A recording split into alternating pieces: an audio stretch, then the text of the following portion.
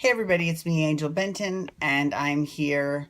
I just finished watching the first presidential debate, and let me tell you, this whole election is turning out to be a real shit show. Okay? Now, I'm not going to tell you who I'm voting for, and I'm not going to tell you who to vote for, because that's not what this show is about at all. So, regardless of your political beliefs, if you believe in soaps and good reality shows, then that's all that I really care about.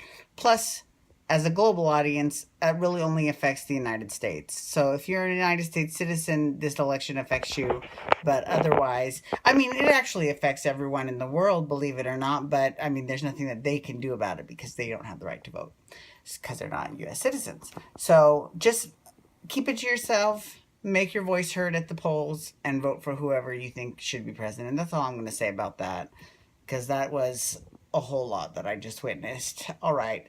But, and today was the first day, day one of the gaming show, and today was my day of seminars, so I got to learn so much about the industry that I'm in right now, and it was really cool, and I got in, and I went with some other people from my company, and it was really great. Tomorrow is all going to be about demos on the floor of the expo, so, but today was my day for seminars, so it was really great, and I really appreciate that my boss did that.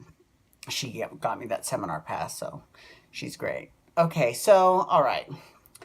Real Housewives of Melbourne. Okay, and I thought of some other ways that Bravo is dropping the ball on the Real Housewives of Melbourne. And I might have mentioned the first one, which is no social editions. They don't do any social editions of the show.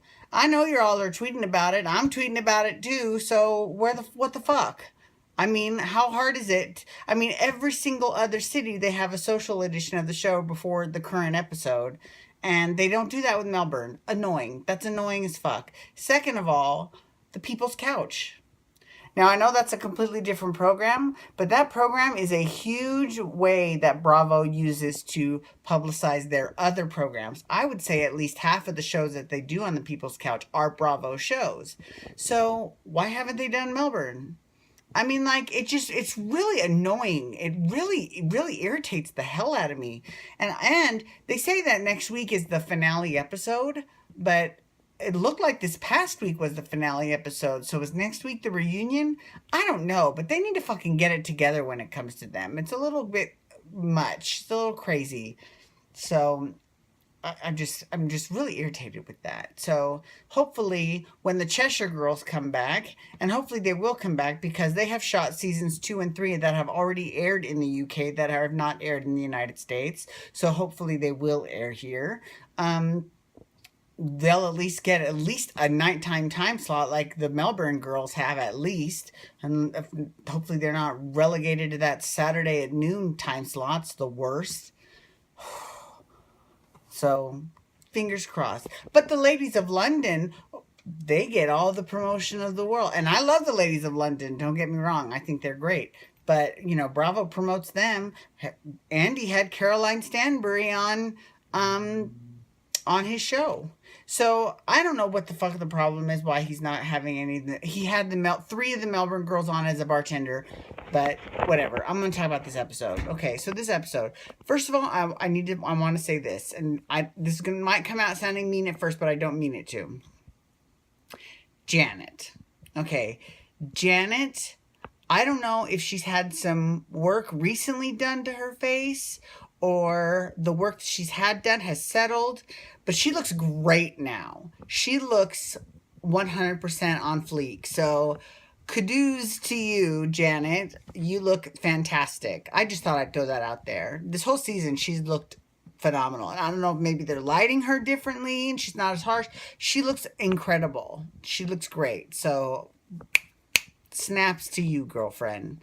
Okay, so this was, and you know who I have been actually not enjoying, but I've enjoyed seeing the personal growth of? Petty Fleur. Yep, she has actually experienced a little bit of personal growth. And she had another scene with her sister and they kind of talked through their differences. And it was really cool. That scene was actually very poignant because it talked about how she is in a house full of boys.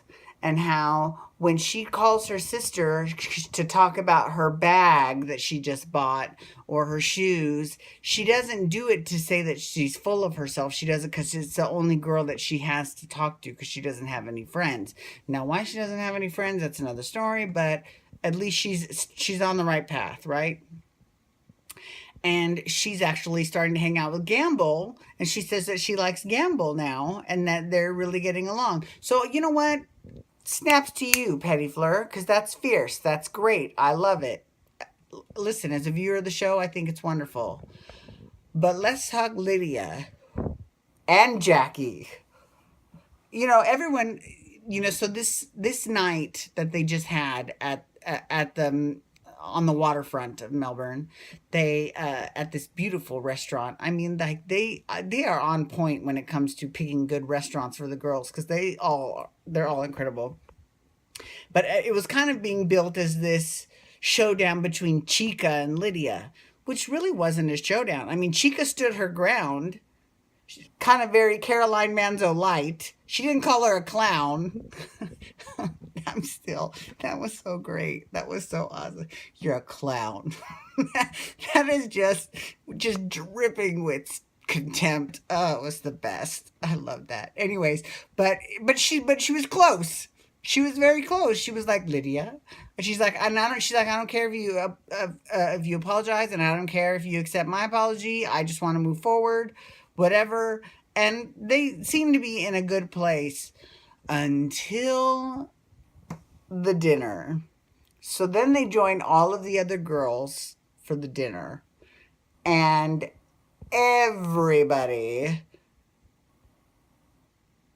not everybody. Okay, Lydia starts picking at Jackie because she thinks that Jackie is the reason why this whole mess started. Jackie is the one who's stirring up shit, and Jackie's a liar.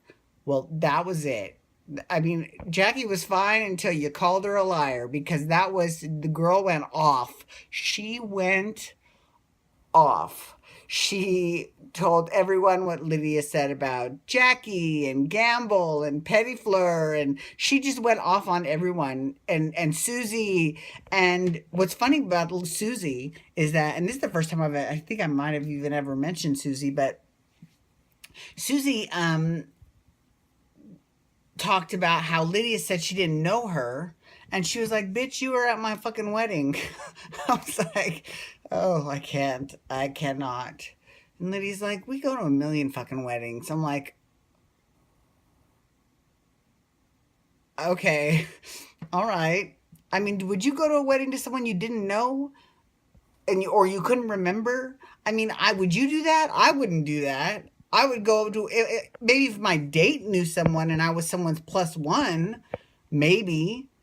But she says that her and her husband doesn't know Sudsy. So that's kind of a little weird. And if they went to her first wedding, then that's kind of strange.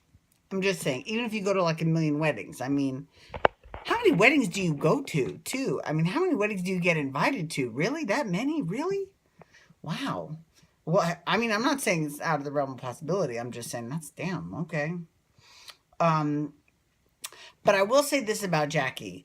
While it was fierce that she did just go off and tell everyone on camera. Wait, one more thing. Before I go into Jackie, I want to talk about Gina, because I love Gina. You know I love Gina. She was my favorite since day one, right? But the thing about Gina is, and this is another difference between America and Australia. In America, we call people lawyers or attorneys, but in Australia and in the UK, they're called barristers. Okay, well, we don't use that word here in the United States. So, like 2 episodes ago, when Gina went off on Petty Fleur, and she went off like hardcore, they're like, that's why she's a barrister, because she was pretty fierce. And she went off on Lydia too. I mean, she's owning it. And you know I love me some fucking Gina Liano. I think she's great. Okay, so, but I will say this about Jackie. This is the one thing that upset me about Jackie. She said that Lydia tried to have a crack at her husband. Okay, right? Which could have happened, right? But then she said she's tried to come on to all these girls as husbands, but she left out a couple of the others. And Gamble was like, she didn't come on to my husband. And Jackie was like, yeah, but your husband's old.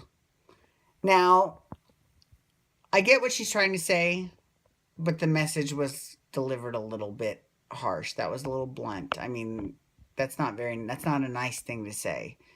You could have said it in a little bit better way. But anyways, that's all the time I have for now. God damn it. Anyways, tonight, Dancing for Relevancy, and I'll be talking about that Wednesday.